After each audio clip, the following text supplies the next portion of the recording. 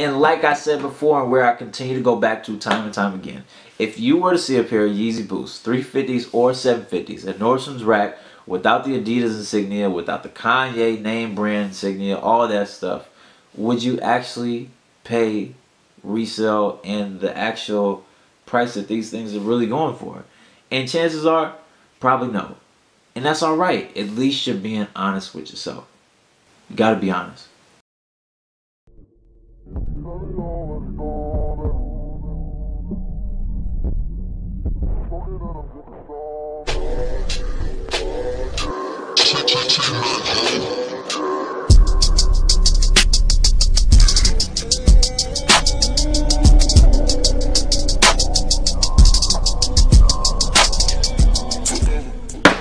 Alright, so this person today who takes a cake and dishonorable mentions is Sean Witherspoon.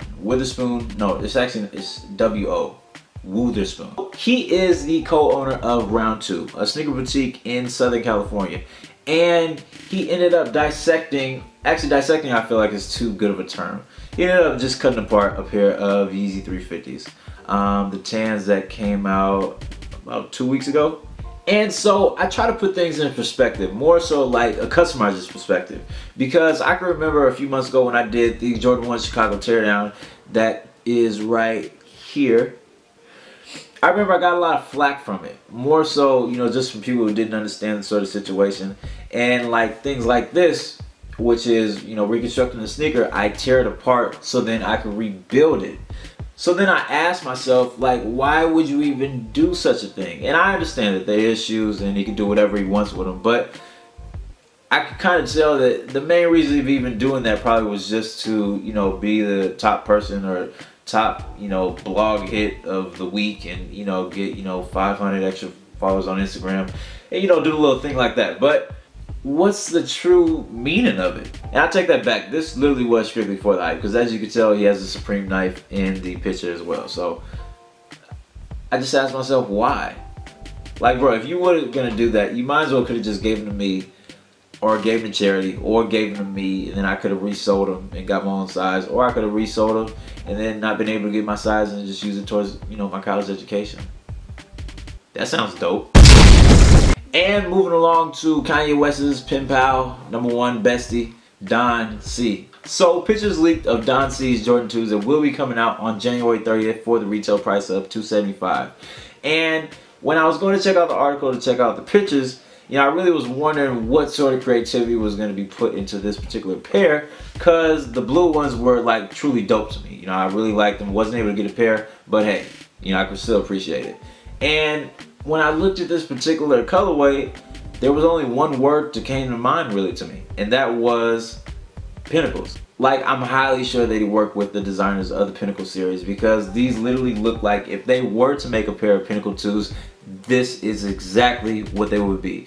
A cream, we're gonna go with cream. Cream, whitish type of situation, and it just, I don't see the creativity that, you know, was in the blue pair, which were dope, which were real dope. So just going off of creativity and all the other colors in the color palette, Don, I'm sure you're watching this. I really think you could have made a better pair. But moving along, the box and accessories look really dope. The box sports like an interior varsity red. It really pops, and then also the tissue paper looks like it was the same paper that was used for the OVO 10s. And then it also comes with Don C's snapback hats. That was a collaboration with Jordan Brand, you know. But this particular pair really reminds me of the Jordan 1 Levi release that came out some time ago, because, you know, it really shows a theme to it. And, you know, I feel like they, you know, hitting all the corners. And, you know, besides the colorway, which I could really care less for, I could appreciate just, you know, all of the thought and effort that was put into the whole release. And, you know, it seems like a dope pickup, and, you know, I don't know if I'm gonna get it, but I wouldn't be mad if I didn't. And moving along to Jordan Brand, when I heard you guys were doing the City series for the Jordan 10s, I was like, dope, dope, dope, dope, dope, dope.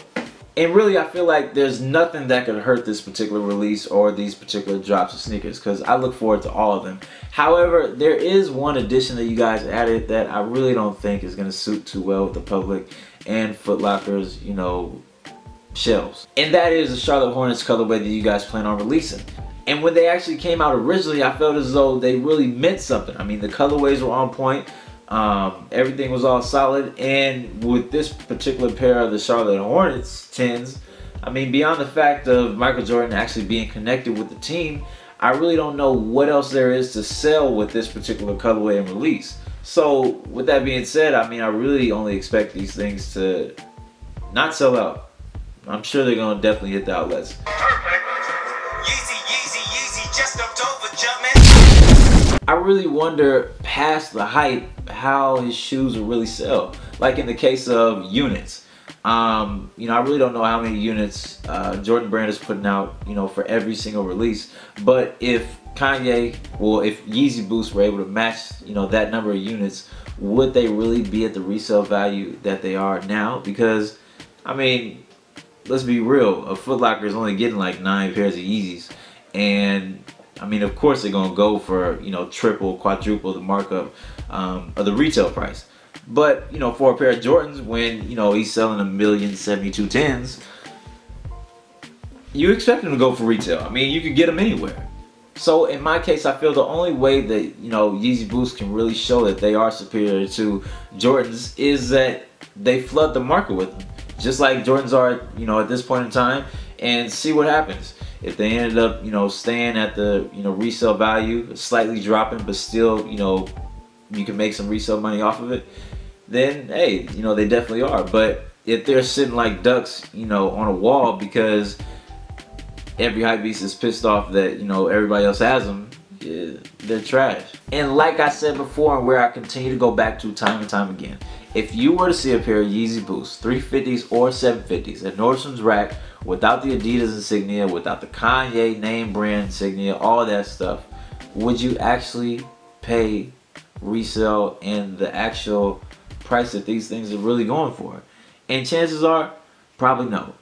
And that's alright. At least you're being honest with yourself. You gotta be honest.